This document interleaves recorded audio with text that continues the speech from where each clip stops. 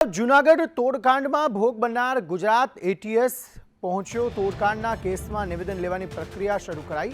ભોગ બનનાર કાર્તિક ભંડારીનું નિવેદન લેવામાં આવ્યું। પુરાવા અને બેંક એકાઉન્ટના સ્ટેટમેન્ટને લઈને હવે તપાસ શરૂ કરાઈ છે। જિગ્નેશ પટેલ વધુ માહિતી આપી રહ્યા છે। જી જિગ્નેશ।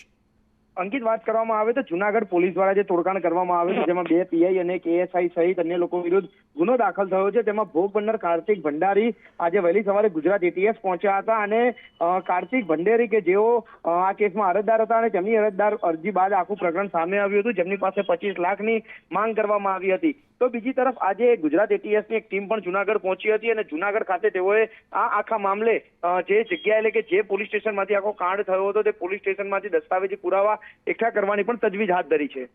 આભાર સમગ્ર માહિતી આપવા માટે।